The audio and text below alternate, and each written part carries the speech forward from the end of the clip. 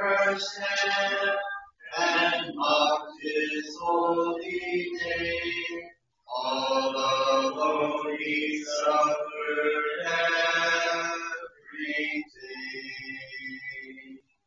He could have called 10,000 angels to destroy the world and set him free.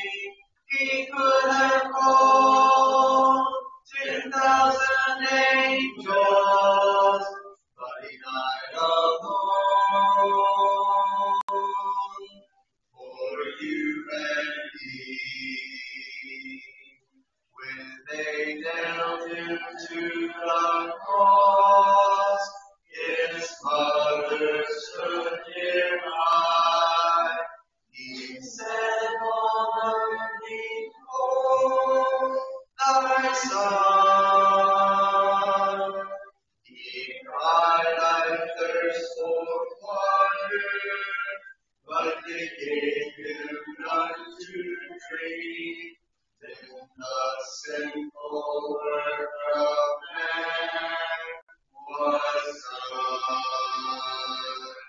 He could have called 10,000 angels to destroy the world and set him free. He could have called 10,000 angels, but he died alone for you and me. To the howling mob he yielded. He did not for mercy cry. The cross of shame he took alone. And when he cried, "It's finished," he gave himself to die. Salvation's wondrous plan was done. He could have called 10,000 angels to destroy the world and set him free. He could have called 10,000 angels, but not alone for you and me. Let's pray. Father, we bow our heads now before you in prayer.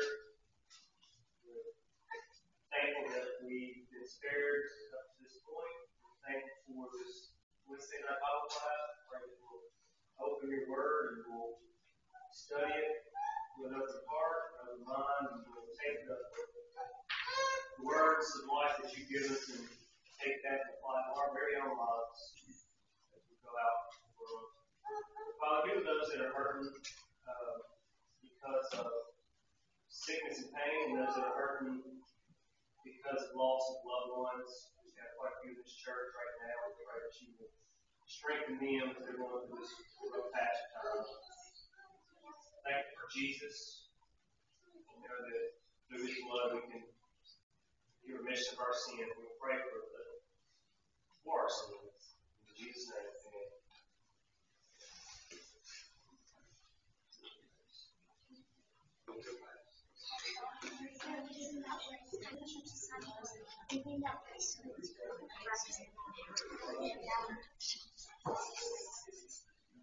Look, my paint got wet. This is what happens when they get wet. It's probably Mama. I'll let Mama. Oh, I want to.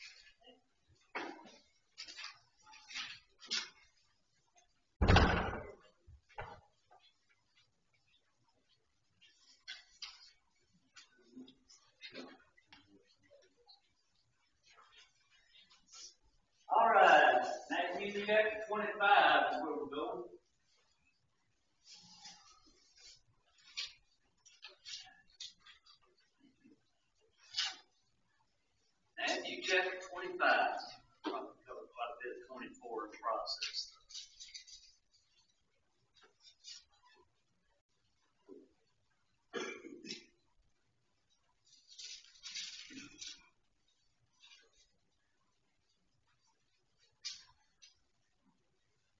Matthew 25, 1 through 12. Parable of the foolish virgins. And in verse 1 says, Then shall the kingdom of heaven be likened to 10 virgins, which took their lamps and went forth to meet their bridegroom. And 5 of them were wise, and 5 were foolish. They that were foolish took their lamps, but took no oil with them. But the wise took oil in their vessels with their lamps. While the bridegroom tarried, they all slumbered and slept. And at midnight there was a cry made, Behold, the bridegroom cometh, go ye out to meet him. Then all those virgins arose and trimmed their lamps. And the foolish said to the wise, Give us your oil, for our lamps are gone out. But the wise answered, saying, Not so, lest there not be enough for us and you. But go ye rather to them to sell, and buy for yourselves. And while they went to buy, the bridegroom came. And they that were ready went in with him to the marriage, and the door was shut. Afterward came also the other virgins, saying, Lord, open to us. And he answered and said, Verily I say unto you, I know you not. All right, so I know that you're all very familiar with this particular parable. You've heard several sermons on along the way, and so we have a good idea of what it is. But I want to go back just a little bit and look at the foundation which was laid for this as far as what Jesus was teaching in this particular parable. And that goes back to Matthew chapter 24. And the first question I've got down there is, what is the background of the parable found in Matthew 24, 1 through 3? So we want to start there and look at what the foundation or what the reasoning was or what led up to this parable. And so, David, you want to read Matthew 24, 1 through 3 for us? Jesus went out and departed from the temple, and his disciples came to him, for to show them the buildings of the temple. And he said to them, See ye not all these things? Verily I say unto you, there shall not be left here one stone upon another, that shall not be from them. And as he sat upon the Mount of Olives, the disciples came to him privately, saying, Tell us, when shall these things be? And what shall be the sign of thy coming and the end of the world? All right, so the basic gist of what brought this particular parable on is Jesus' discourse, or telling them they were going through the city of Jerusalem, looking at all the magnificent buildings and structures, and thinking how great things were. The Jews, or the disciples at this time, were still of the impression that there would be a restoration to the physical state of Israel. It would be restored to power like as it was in the time of Solomon and David. And so they were looking for a literal physical kingdom of Israel to be restored by Christ, with him being the king. And so they were looking at the physical buildings and thinking about that. Jesus says, or tells them that it's not going to be that way. That actually Jerusalem was to be destroyed, with every building to be completely demolished, so that there would not be one stone left upon another. And we know that in AD 70 that the Roman army came in and actually did destroy all of Jerusalem completely, and annihilated the Jewish history and the lineage and everything that went on as far as the nation or the children of Israel as a nation. So that's the background to it. There was 2 questions that were asked in verse number 3, which are a part of what we're looking at here. He's talking about the destruction of Jerusalem was the first part, and then also the second question is that of the end of times, or the destruction of the world. So the groundwork for what the parable teaches is 2 things to the minds of the Jews, but mainly we're looking at from the standpoint of the latter being the end of times, which was the second question that they had to ask. Question number 2, what is the kingdom of heaven referring to in this parable? I'm taking that from verse number 1 of chapter number 25. It says, Then shall the kingdom of heaven be likened to 10 virgins, which took their lamps and went forth to meet the bridegroom. So what I'm wanting to see here is what you think that the idea, or what is behind the kingdom of heaven. What is it talking about here specifically? Sure. All right. That's what we're looking at. Jesus is describing his followers, or true Israel today, the church. So the kingdom of heaven is talking about that. So he's not talking about the nation of Israel, even though 24 deals with the nation of Israel as well as the end of time. So we're looking at the church. We're not looking at the nation of Israel there. Number 3, describe events that were to be happening in connection in life related to this parable. That goes back to 24, 4 through 14. We just want to look at what Jesus said would be going on during this time that he's describing here. So if you go to 24, go 4 through 14. Sandra, you feel up to reading that? All right.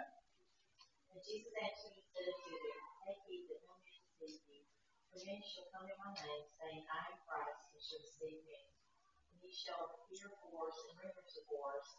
See that ye be not troubled, for all these things must come to pass, but the end is not yet. For nation shall rise against nation, and kingdom against kingdom. And there shall be famines and pestilences and earthquakes in divers places. All these are the beginning of sorrow. Then shall they deliver you up to be afflicted, and shall kill you. And ye shall be hated of all nations for my name's sake. And then shall many be offended, and shall betray one another, and shall hate one another. And many false prophets shall rise, and shall deceive many. And because iniquity shall abound, the love of many shall wax cold. But he that shall endure unto the end, the same shall be saved. And this gospel of the kingdom shall be preached in all the world for a witness unto all nations, and then shall the end come. All right, thank you. All right, can you go through there and what she read and pick out some things that were to be expected to happen according to what Jesus said before he laid out the parable? All right, earthquakes, famines, wars, rumors of wars. They would be delivered up and hated. All right, the people of God would be delivered up and hated. And many would be offended that working there. Yeah, and that was kind of what I was trying to get at. If you look at the first part of chapter 24, Jesus is describing the destruction of Jerusalem. It's what is believed there. It goes down to about verse 35 is kind of the cutoff point most people believe as far as the difference between his description of the things that were going to happen before the destruction of Jerusalem, but also, and then after that, the end of times. But as you look, just about every one of these things that Jesus describes that would be happening before the destruction of Jerusalem could be said to be happening in our day and time. Is there anything in there that's not? You know, the pestilence, wars, rumors of wars, people getting cold, waxing cold as far as their Christianity is concerned. So this, even though it wax cold, everybody loves the Lord Jesus. Pretty much, in some form or fashion. But you can't hardly get them all in here. Yeah. Sir. Yeah.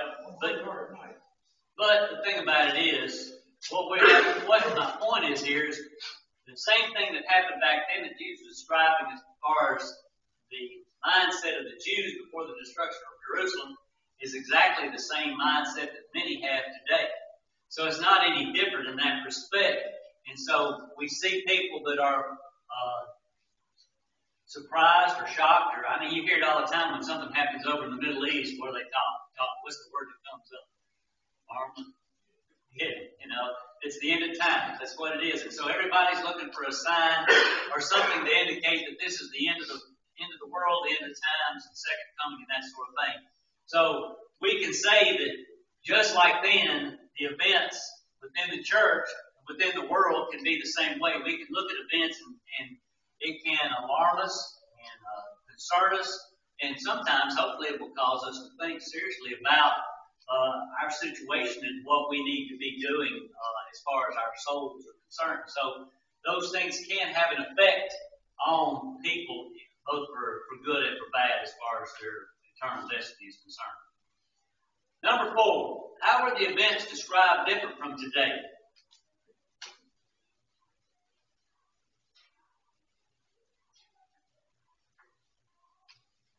Look specifically at verse number 20. Let's see.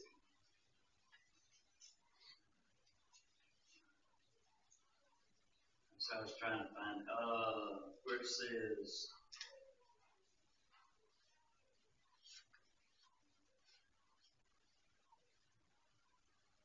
What the great signs and wonders?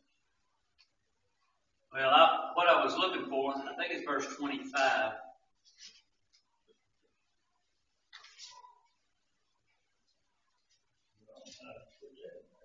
Sure, you can twist it around and get it in there. Watch out, man. Somewhere it says, talks about the gospel. Where does it talk about the gospel in there?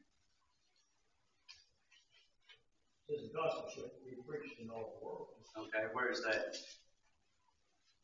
It's in there.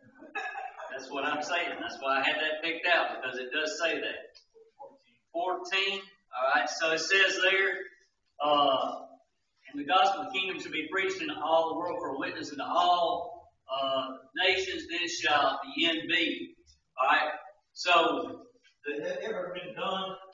According to the scriptures, it was written in the New Testament that the gospel is preached to all the world, according to Paul. So, but what we're looking at is what Paul is describing in the events that we just discussed would be equal to or look similar to what's going on today, in the sense of rumors of wars, pestilence, and all of that. But at that particular time, in talking about Jerusalem, the gospel had not gone from Jerusalem. The church had not even been established yet, much less gone from Jerusalem to Judea to Samaria to the uttermost parts of the world, as Jesus described that it would go. And so there is a difference between then and now in the sense of the gospel, the good news, had not been sent forth to warn mankind of the impending doom of the world and the possibility of salvation through the blood of Christ. It hadn't even been offered at this particular time. But if you start at verse 14 and go through 25, he describes a lot of different things that show or that are different from what is happening today. And one of the things that you can look at where it says in verse 15, when therefore you shall see the abomination of desolation spoken by Daniel the prophet, standing in the holy place, whoso readeth, let him understand, and let him which is in Judea flee into the mountains, let him which is on the housetop not come down to take anything out of his house, neither let him that was in the field return back and take his clothes. And woe unto them that are with child, and to them that suck in those days, but pray ye that your flight be not in winter, neither on the Sabbath day. Alright, somebody want to tell me what the abomination of desolation is of Daniel? Alright. It was a sign, a warning sign for those people to get out of Jerusalem. Jesus said, you're going to be able to tell, and the Roman army came and surrounded all of Jerusalem. And there was a time frame when the Christians could get out. And so they saw that sign, and it says, I have not read it myself specifically, that no one within the church was killed during that particular time. I don't know. No, don't know. But, there was a warning sign. That's the difference between what happened back then and Jerusalem. They could tell specifically and exactly what was getting ready to happen. Today we can't. Several who claimed to follow Christ and did not believe that Jerusalem was destroyed. That's my opinion, which is good as anybody else on it. You're right. There's no way to go either way, so we're not going to make that a sticking point for anything right there. You're free to think what you want to think about that. The point that I'm trying to make here is that when we talk about the parable of the virgins, we understand that story to some degree, but the background here is showing a difference with what Christ is talking about. He's talking about the destruction of Jerusalem, and they could know what was getting ready to happen and get ready at the last minute or flee at that particular point. They could get out of it without a lot of preparation. Yeah, but they didn't have to make the preparation. They were going to know exactly when it was getting ready to happen and get out then. Yeah. So there was no preparation to be made, but you could see the sign to get out. Start to put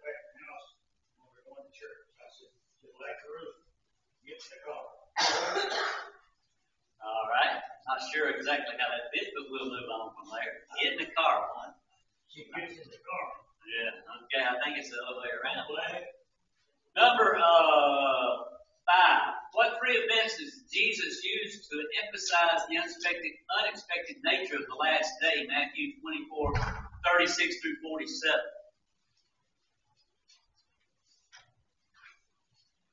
Arlen, you want to read that for us? 24:36 to 47. But at that day, an hour knoweth no man, no not the angels of heaven, but my Father only. It is the days of no work, so shall also be the coming of the Son of Man be. 47. Whereas the days that were before the flood, they were eating, drinking, marrying, giving in marriage, to the day that Noah entered into the ark. And knew not, until the flood came, and took them all away, so shall also be the coming of the Son of Man be. There shall be two in the field, one shall be taken and the other left. 2 women shall be grinding at the mill, one shall be taken and the other left. Watch therefore, for you know not what hour the Lord hath come. But I know this, I am fortunate. If the man of the house had known what watch the thief would come, he would have watched, and would not have suffered the house to be broken in. Therefore be ye also ready, for in such an hour as ye think not, the Son of Man cometh. Whose end is the faithful and wise servant, whom his Lord hath made ruler over his household, to give them meat in due season. Blessed is that servant whom his Lord in coming shall find so doing. Very I say unto you, they shall make him ruler over all his goods. Very good. So Jesus here takes the opportunity to talk about 3 things as far as the unexpected nature of Christ's return. What are the 3 illustrations that he uses here?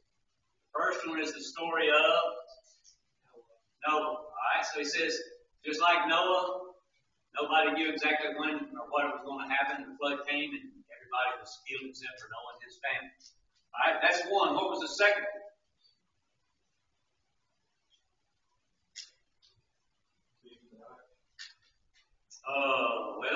That might make 4. I don't know. What? I didn't have that one. Alright, 2 women in the field. 2 women in the field, one taken and one not. So they were both busy doing what was a part of life, and it just came right off that. And one was taken and one wasn't. And then the third one was what? Okay, well, I had basically used the grinding and the 2 women as one illustration there. And the third one I used was the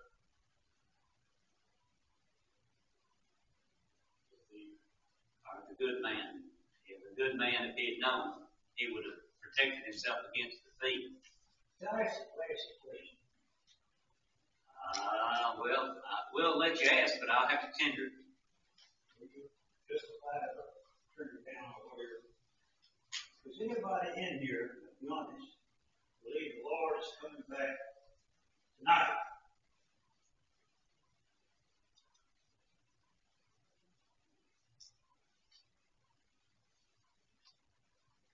You know what? We'll better get rid of it. Yeah. We don't think about it as often as what we ought to. No man expected it. Yeah. Just one. But Yeah.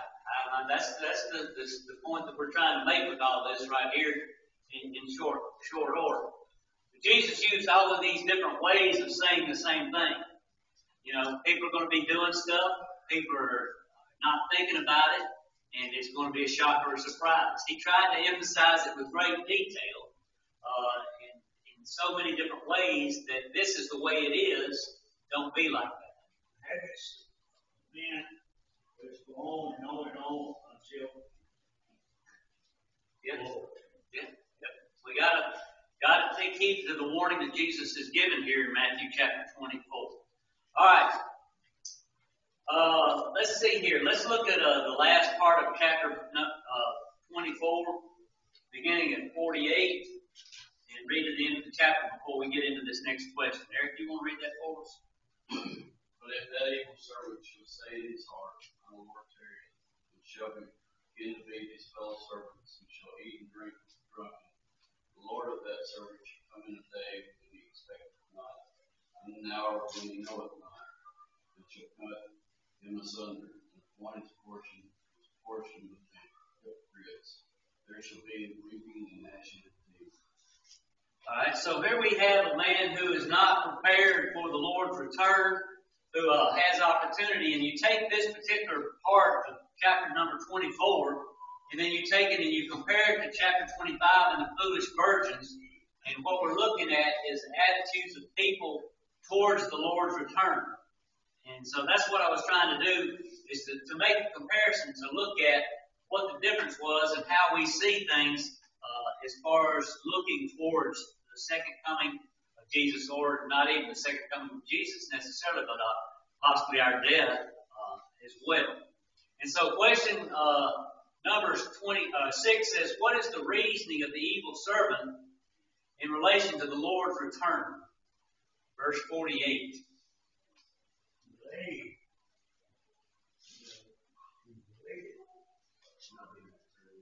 All right. No. It was delayed. The Lord's return was delayed, but what I'm looking for is what his attitude towards it was. What was his attitude towards the Lord's return?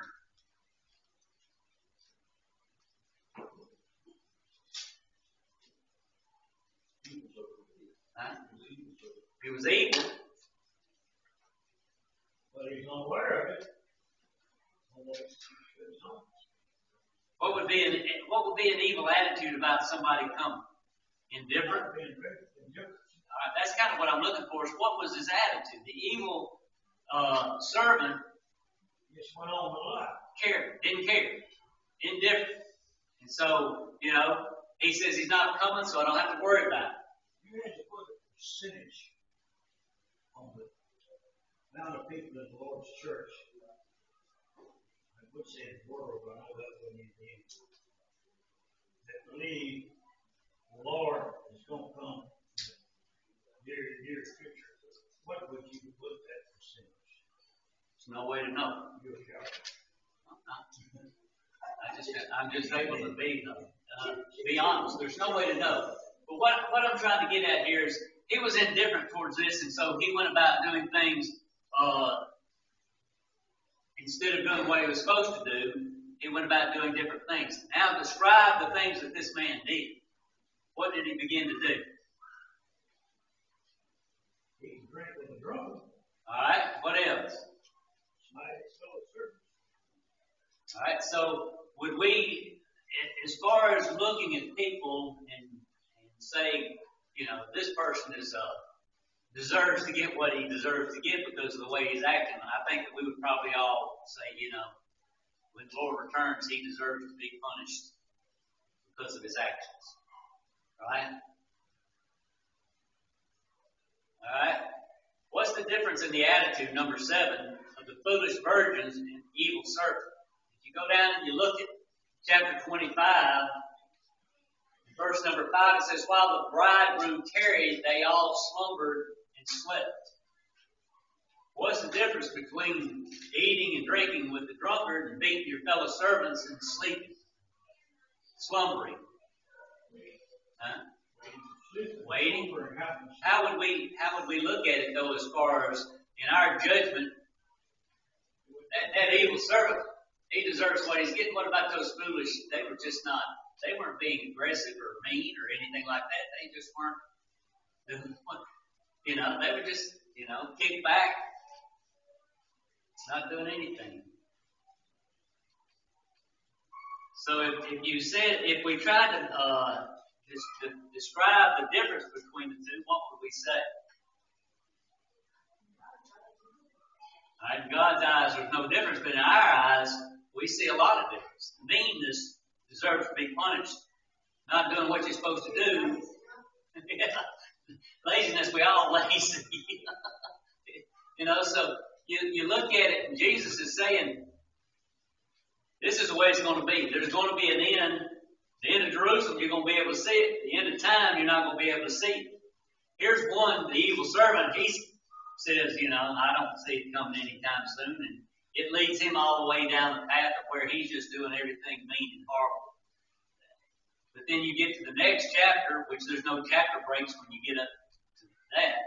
He starts talking about these foolish virgins and describing them, but they're in the same boat as this evil serpent. They are no different in the mind or the eyes of God than the evil serpent was, but yet in our minds, in our eyes, they're not evil.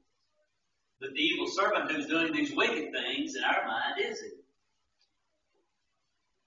So what was missing in the attitude of the foolish virgins and the evil serpent? If they're the same in the mind of God, in the eyes of God, what was missing?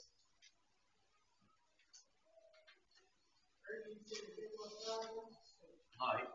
So you are so smart. You think just urgency was the word that I was looking for. And I didn't think anybody would come up with that word. Thanks. That was great. All right, what's urgency, Roy? Urgency. Never mind. Nana? Okay, I better be careful with that. We all understand what urgency is. Yeah, you probably need to be smacked on. I've asked the wrong person that question. We understand what urgency is, a sense that it has to be done, that it's imperative that it is done as quickly as possible, that it's acted upon, that there's no hesitation, that there's no waiting, urgency. That's what we're talking about. The difference or the consistent attitude of both the evil servant and the foolish virgins was there was a lack of urgency in being ready or preparing for the householder or the bridegroom. And so that is the wickedness or the sin of those both parties was that they were not or had no urgency in what was the most important thing in life. And so that's where we have to focus our attention when we think about this, is what is the most urgent thing and the most pressing thing that we are applying ourselves to on a daily basis. And it gets back to what Roy's asking. If we were to truly believe that Jesus was coming back today, what kind of urgency would that press on our minds? If there was something missed or something I need to straighten up, I'd be ready to do it. Yeah, we would be there. And so that's the key, starting at 24 and going all the way through, really the end of 25, specifically the foolish virgins, is a lack of urgency in the minds or the hearts of those that are being talked about or used to illustrate here. Number 8. What is number 9? What was the difference in the actions between the evil servant and the foolish virgins? I think we've already covered this. What was the difference? The evil ones were not properly prepared. All right, the evil servant was not prepared, but it was not just that he wasn't prepared. He had gone down the path of where he just wasn't being indifferent about it and not doing anything. He had gone into the sin of drunkenness and beating people and things like that. So he had gone away from total righteousness into what we would call wickedness. Whereas when you look at the foolish virgins, they're not described as people who were abusive or wicked or doing things that were wrong, sinful. And so that's the difference.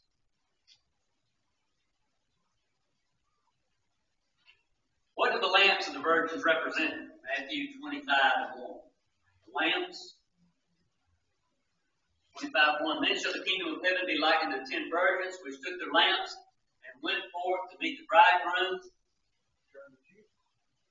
Well, the lamps. Lamps are illustrated, or what is used to light. So if we talk about the kingdom of heaven and the virgins being people who were Christians, then we would say that the lamps would probably illustrate or be a Christian what? Alright. What's Matthew 5:16 say? Y'all know that one pretty well, I'm sure.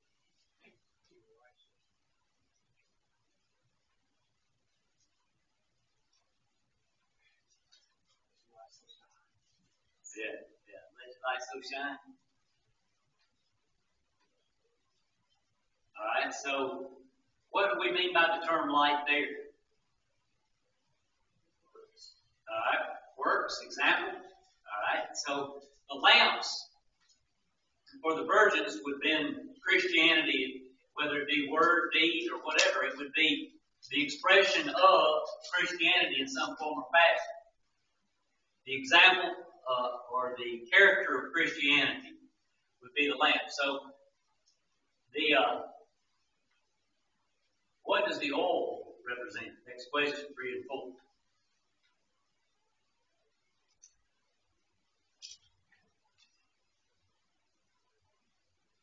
What do you think, Roy? The oil. Oh, would be that it's got the light burning. All right. So obedience. All right, obedience. That would be the idea behind it. Is that here we have all 10 of them have the example. Some are being faithful in that, and some aren't. Illustration of that thing is that you might be a follower, think you're a follower of Christ, but if you like it, you come out. Yep. Yep. You just didn't know it. Didn't know it. That makes you foolish. Yeah, that would make it foolish. It's kind of hard to disconnect the lamp and the oil as far as one being one thing and one the other, but the point is that as Christians, we have a responsibility to be shining our lights and setting an example before people at all times. And the 5 wise were doing it, the 5 foolish weren't. That's right. So you have to continually be putting, it's a constant process as far as that goes. One of the things that I read was the fact that with the oil, these foolish virgins, they could get up and they could cut the lamp on, but they didn't have enough oil for it to continue on. They had made some preparation, but they hadn't made complete or proper preparation for the extent of being able to go all the way. And that's the idea behind what we're talking about here, is just going a little ways and not completing the course. That's what made the virgins foolish. Question number 12. What is the significance of both the wise and the foolish slumbering or sleeping? The wise and the foolish both slumbered and slept. Well, not at all. Right, where you did right. Like we're not. Yeah.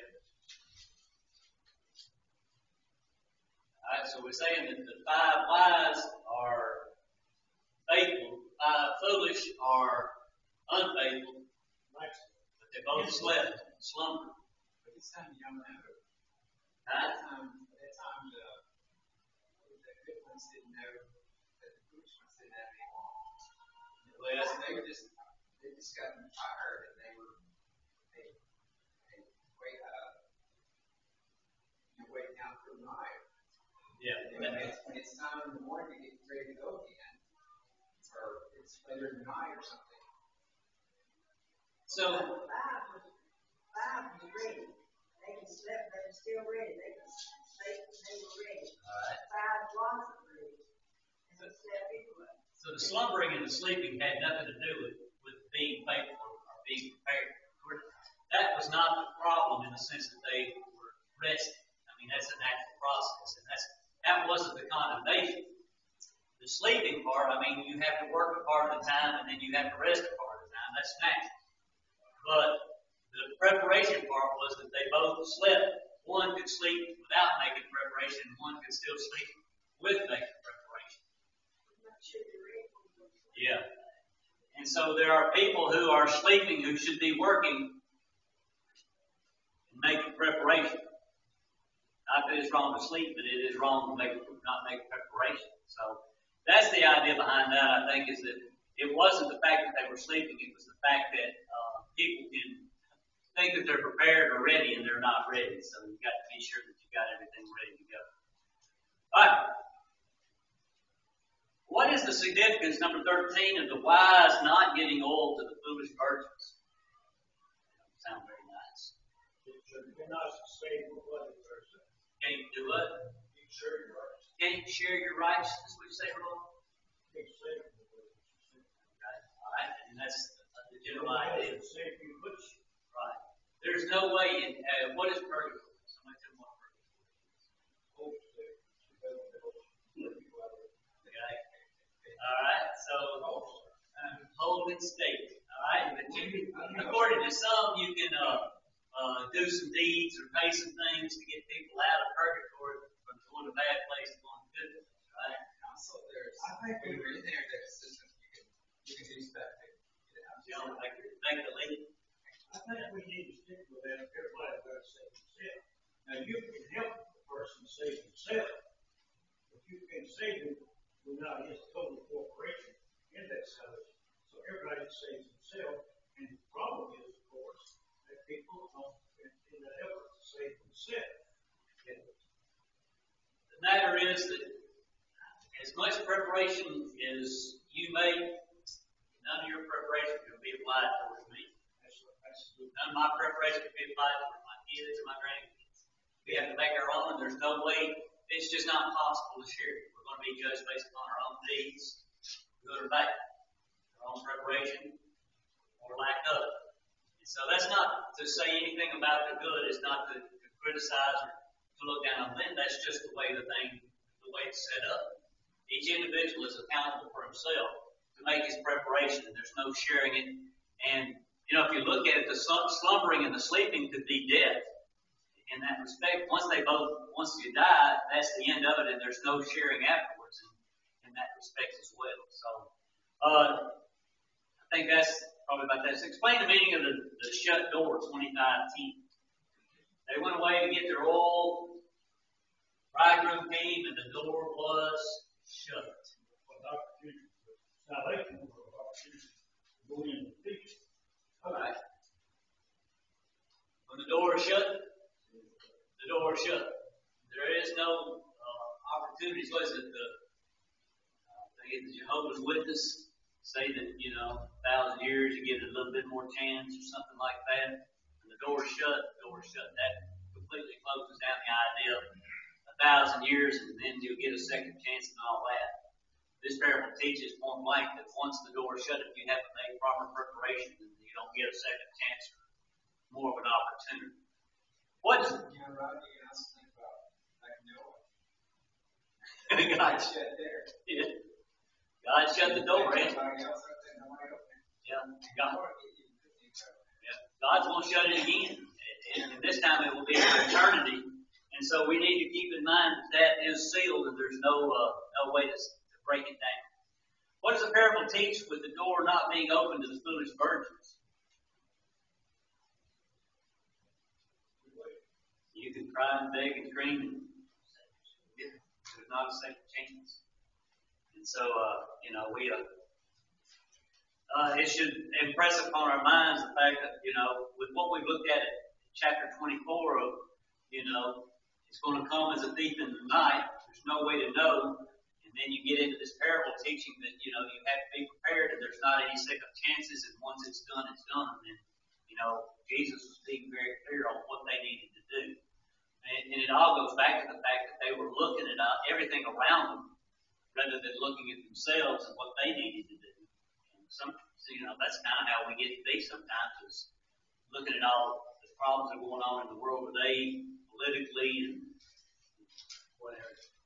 whatever it may be, all the craziness that's going on. And rather than looking at ourselves and making the adjustments in our lives and doing what we need to be doing, we get all caught up in the politics and the social things and all that sort of stuff. Number 16, I said, where else is the idea? That's supposed to be K-N-O-W, not N-O-W. I know ye not found.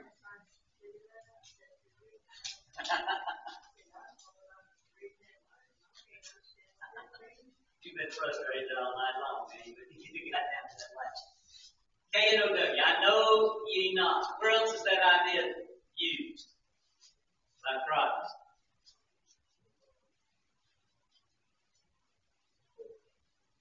Any ideas?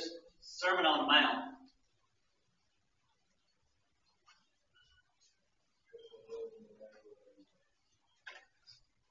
I don't think it's exactly the same phrase, so I'll probably read it off. I was thinking about Matthew 7:23.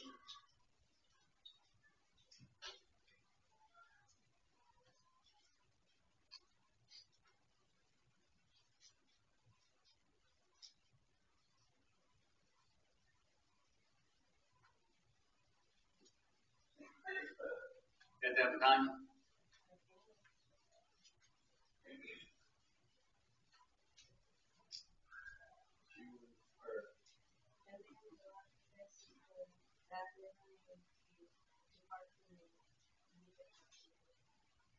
That follows what they said.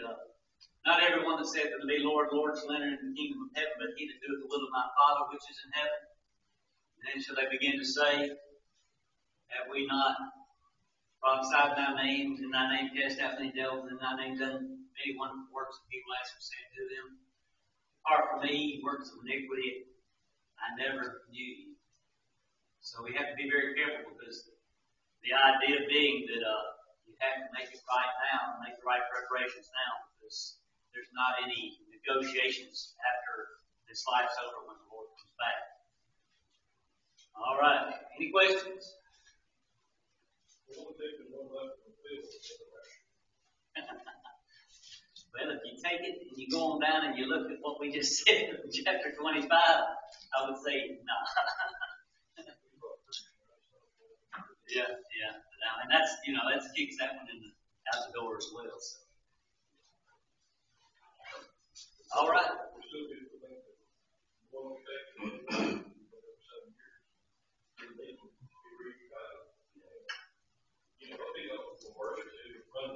Yeah.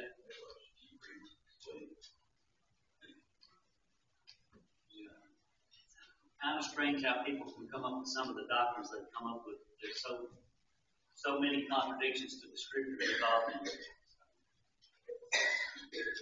All right, appreciate y'all being here. I'm going to go to the Gospel Advocate this week. I'll be looking for something for us to get off into. Got any suggestions? I've given you plenty of time to speak up.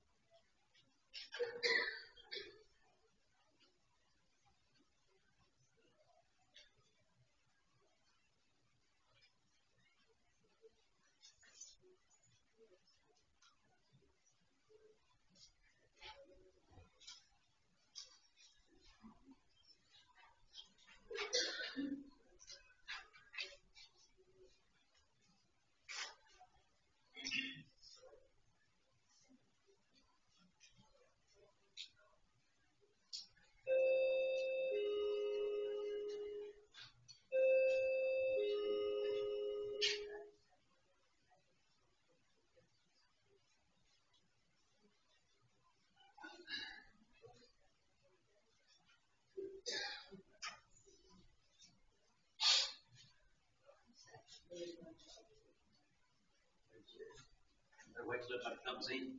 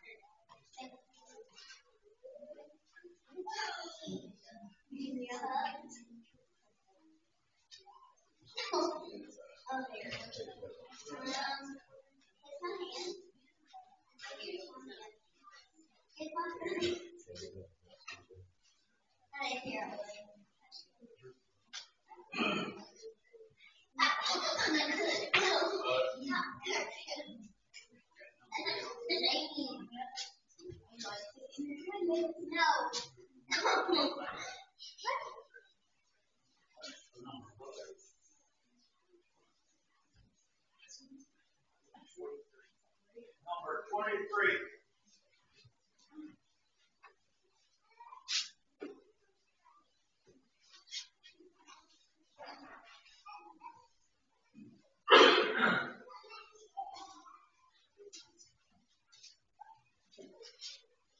Good to have you tonight.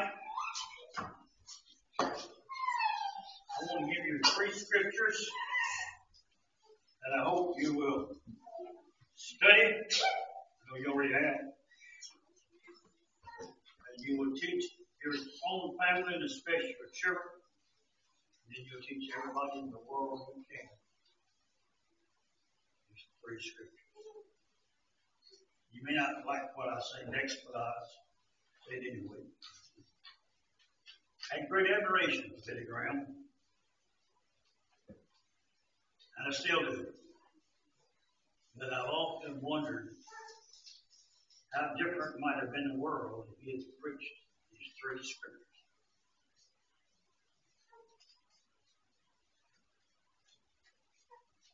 And if you know me, I'd explain that to me, I'd be glad. The first one is Acts 2 and verse 38. You will know them, but you need to know them so well that you be sure that everybody you can knows.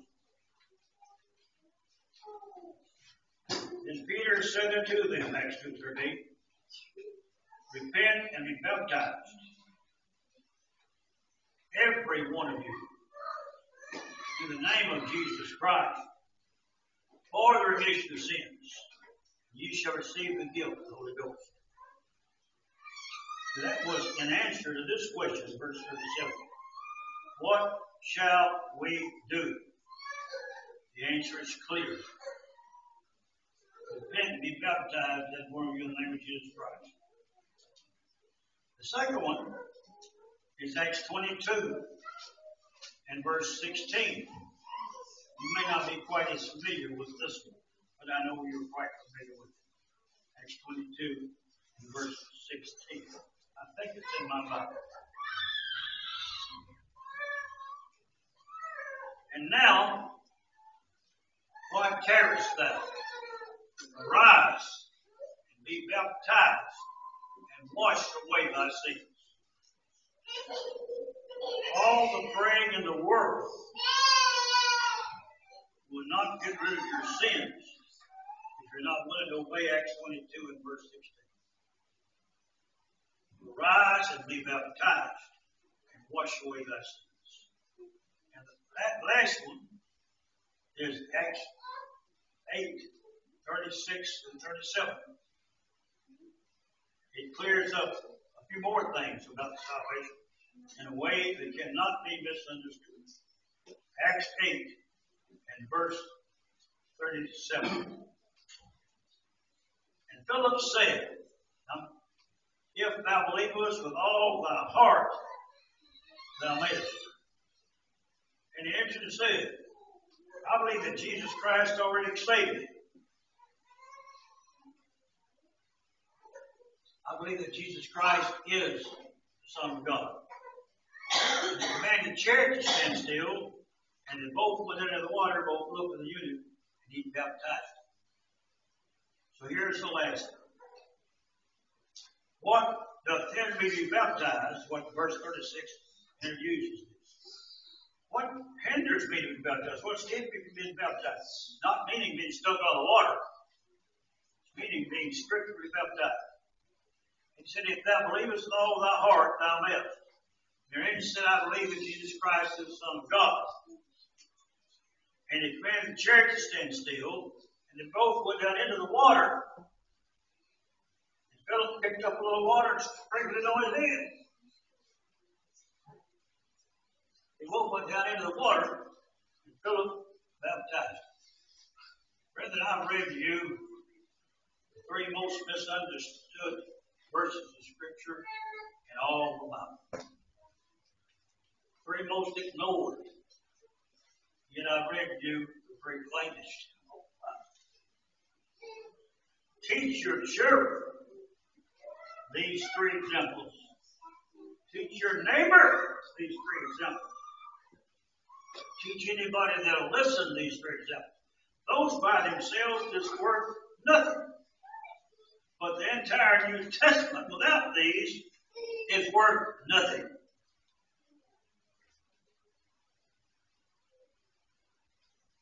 Blessed are they that keep his commandments, that they have a right to the tree of life, and enter in through the gates of the city. There might be one of you, or more, that's never obeyed it. I offer no apology for it. I know what the Bible says. I know where it says it. I know what it means. I'm not ashamed to bring them up in the company of any man on earth. If you open book, chapter, and verse. Because I know he don't have what the Bible says. There's no such example of the way they teach people to be saved. I'm not going to go through how to do it because I might misrepresent it. But there's not. This is clear. If you need to obey it, I want you to think about that seriously now. If you don't understand it, all I want you to do is stick with me and read these three times. I'll say nothing. You just read these three. You need to obey the Lord to be saved. Do it now. What do you understand what I'm saying? All things are ready. Come to the feast. Come for the table now is spread. Eat and worship, be weary, and thou shalt be received. Hear the invitation to the Lamb. Hear the invitation to the Lamb. Praise God, the Most High angels, for whosoever will. All things are ready. Come to the feast. Leave every care and worldly strife.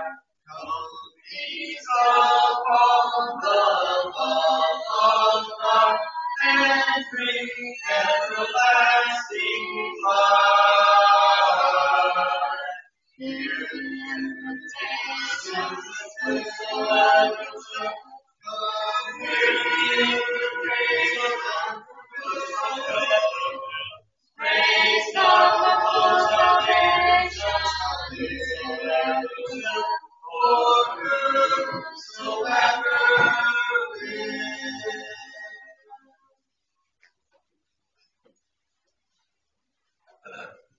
Thank you all for being here tonight. Hope to see you Sunday morning at 9:30 for Bible study and 10:30 for worship. We have a couple additions to our prayer list. Jenna is home not feeling well, and she also has her surgery coming up in the 12th, March 12th. All right, and then Sonia is home with a injured back. So pray for her quick recovery. Are there any others that we need to add to our prayer list or make updates? I know Ronnie Martin, I think, had a visit with the doctor today, but hasn't got word on that yet. So please pray for him. Kim Miller, all others that we know about. Any updates there? All right. We have a new month starting up here. I think we've got this month covered for the Lord's table preparation. We'll have new assignments for the men this Sunday. Keep your eyes out for that. Anything that I need to add to the announcements this time? All right. We'll have our closing prayer. Valerie, please. Our Father in heaven, we're thankful for this day, this time that we can pause midweek to study your word, and to sing praise to you, to approach you in prayer. We hope, Father, that this has been beneficial for us this day, and that we've brought praise to your name, that we can leave here edified, and that we can go out and teach others. Help us, Father, to do all that we can to serve you this week. Help us to have courage and faith and be strengthened in our study, in our prayer. Father, we pray for those that could not be here this night, those that are suffering from sickness or pain. We hope that you will give them a night of rest and that they can be restored in their health. We pray for those that are about to undergo surgeries in the future. May you bless the doctors that are with them and that they can have a quick recovery. Father, we hope and pray that we can do all that we can to serve in this kingdom, that we can have a strong country that will allow us the freedom to do this, and that we can be able to teach others. Forgive us our sins and be with us the remainder of this night. In Christ's name.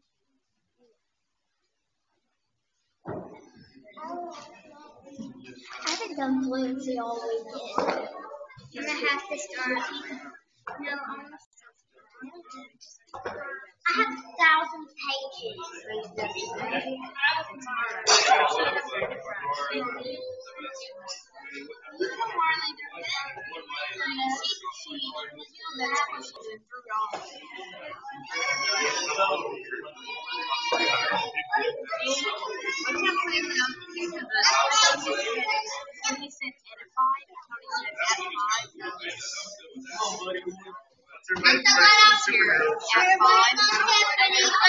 We're all winning on everything. Really? Then why do they keep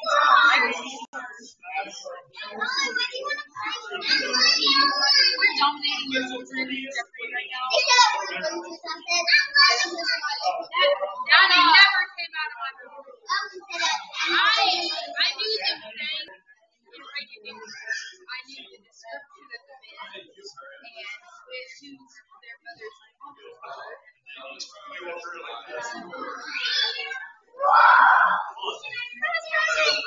I'm that girl. I'm that girl. I'll be back. I see her. That woman's small. That's that man. Hey, wait.